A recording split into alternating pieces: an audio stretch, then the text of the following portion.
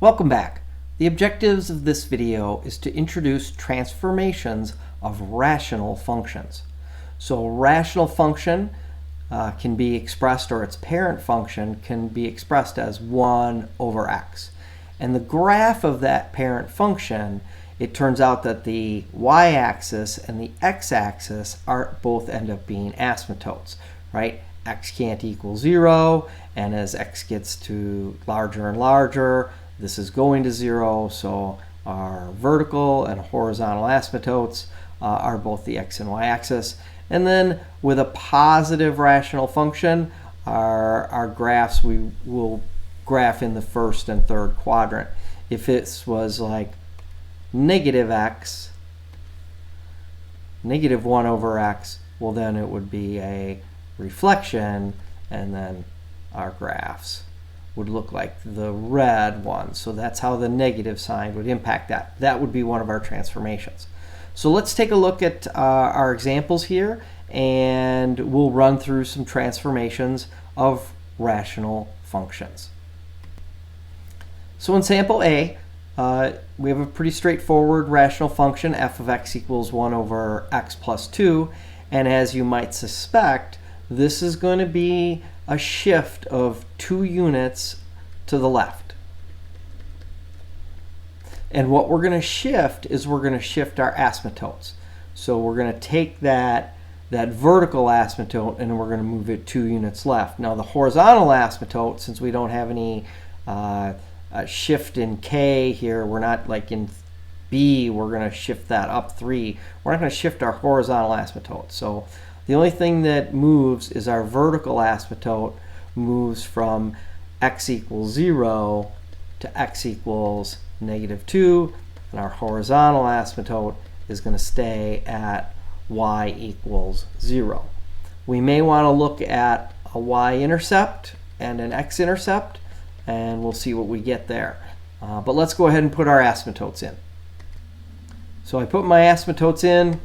I've shifted 2 units to the left. My y-intercept, all I have to do is put 0 in for x, and I get 1/2.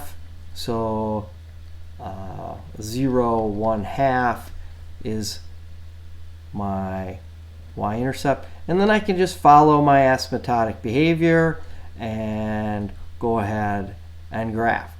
Because we have a horizontal asymptote on our x-axis here, we're not going to have any x-intercepts, so we can just say there's none or not applicable.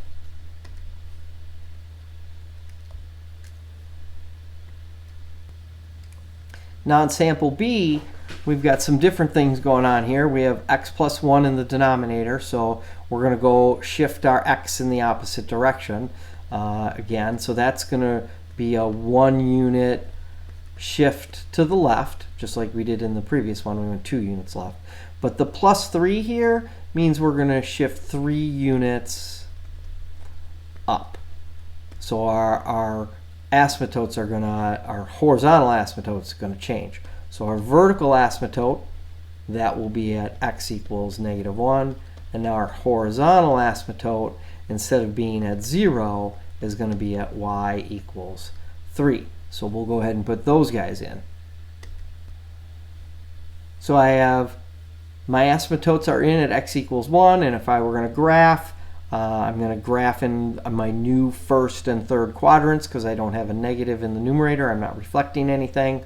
But let's take a look here. It looks like we're going to have an x-intercept and we're going to have a y-intercept. So let's go ahead and find those right away. Our y-intercept, we put 0 in for x and solve for y. And that's just going to be 2 plus 3 is 5.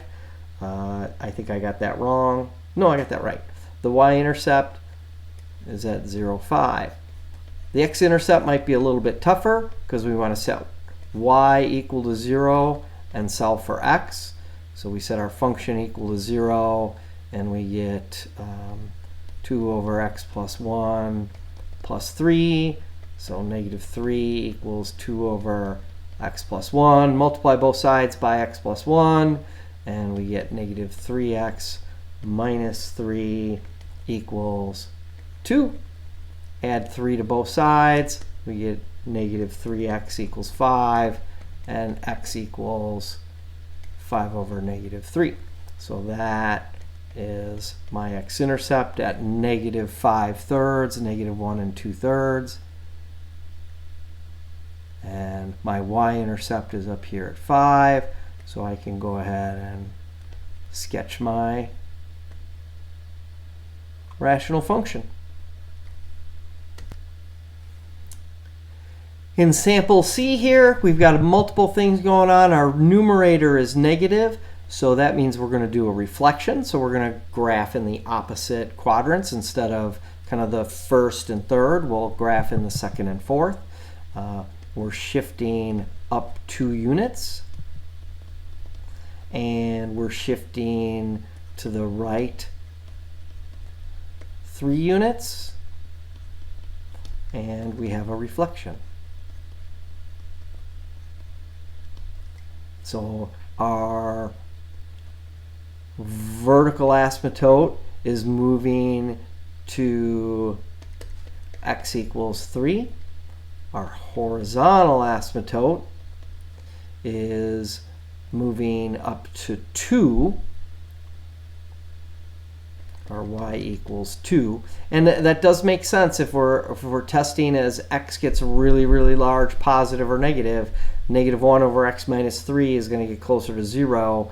0 plus 2 is 2. Our horizontal asymptote is 2. And then we need to find a y-intercept. And we'll see if there's an x-intercept, which there are. So the y-intercept, that's pretty easy. We put 0 in for x and solve for y. We get 1/3 plus 2. And that will be 7/3.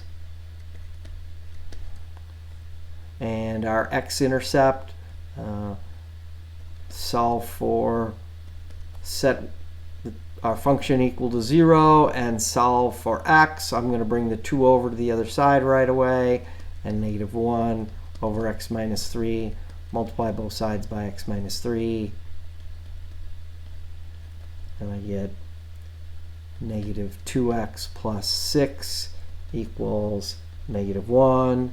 Negative 2x equals negative 7. And x equals 7/2. So my x-intercept is at 7/2, 0. So now I can plot all these points. So let's go ahead and put our asymptotes in. We'll plot our points, and we'll sketch our graph.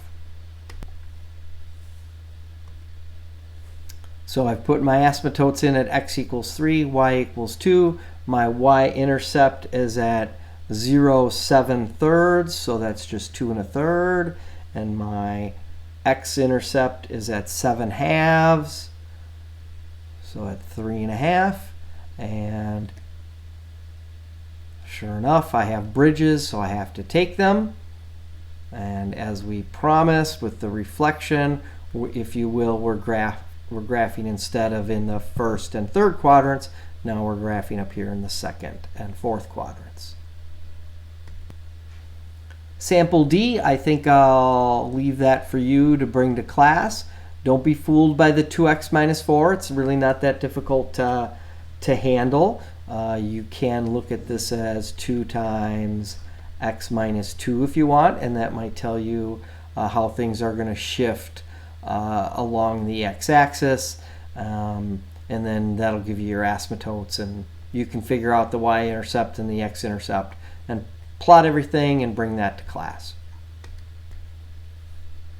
In sample 7, they give us a graph here to the left between the points of negative 4 and 4. And they're asking us to give us a new graph, g of x, that is, well, f of x plus 2 minus 3. So that must mean we're going to shift every point 2 units to the right, that way, and we're going to shift 3 units down. Hopefully you can see that. So that's what we want to do with every particular point. So this point's going to go 2 units. But before I plot that, I'm going to correct my mistake. The x plus 2, this is 2 units to the left. So we're shifting everything 2 units to the left and 3 units down. So we'll fix that. So 2 units to the left, 3 units down. 2 units left, 3 units down. Oh, I'm struggling here. But that's what we'll do. So we'll go ahead and do those. We'll plot those new points and get our new graph. So I labeled the points A, B, C, D, E, F, and G, and then with my transformation, with my 2 units to the left and 3 units down, that gave me A prime, and then from B I went 2 units left, 3 units down, gave me B prime, and C prime, and D prime, and E prime, and F prime, and G prime, and then I transferred it over to the other graph that they asked for.